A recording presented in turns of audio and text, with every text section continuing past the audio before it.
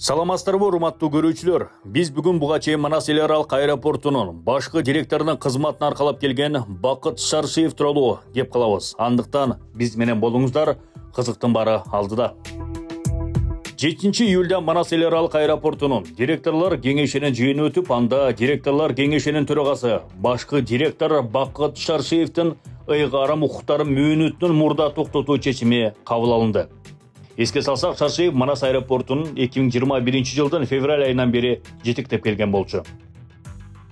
Көп өтпөй эле Бакыт Шаршиев балыкчы шаарынын мэрлигине дайындалганы тууралуу жалпыга маалымдоо каражаттары жазып чыгышты.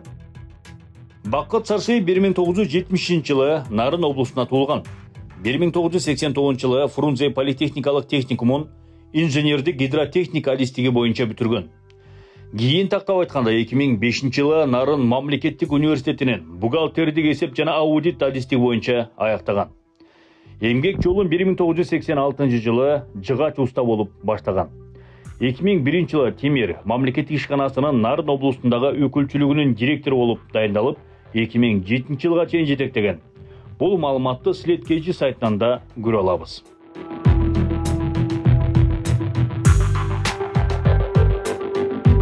2007-2013 жылдары Сапатком соода маркасындагы Winline жичкасынын башкы директору. 2010 жылдын август айында өткөн парламенттик шайлоодо Ата Журт партиясынын партиялык тизмесинде номер 50 болуп көрсөтүлгөн. Ал эми 2013-төн 2015 жылдар аралыгы жогорку кеңештин депутаты болгон. 2021 жылдын 9 февралында Манас эл аралык аэропорту ачык акционердик коомунун башкармалыгынын төрагасы болуп дайындалган. Кызыгы, Бакыт Шаршиев буга чейин бир да жолу авиа тармагында иштеген эмес.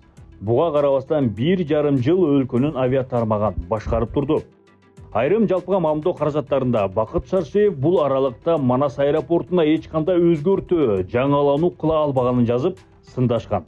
Бул кызматты ал 2022 жылдын 7 июлуна чейин аркалады. След сайтынын маалыматына ылайык, Бакыт Шаршиев Союз БТ микрокредиттик компаниясында негиздөөчүлөрдүн бири. Ал эми Техно Ресурс жоопкерчилиги чектелген коомунун башчысы жана негиздөөчүсү катары көрсөтүлгөн.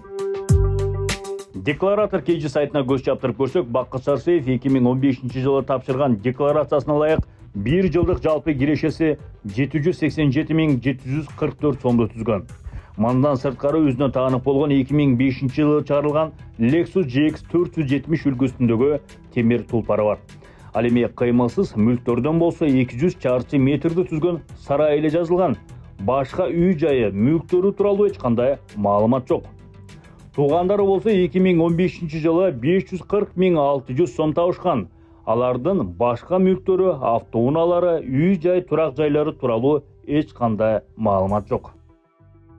Балыкчы шаарынын мэри болуп дайындалган Бакыт Шаршиев эми кандай өзгөрүүлөрдү, жаңыланууларды алып келет, аны убакыт көрсөтөт.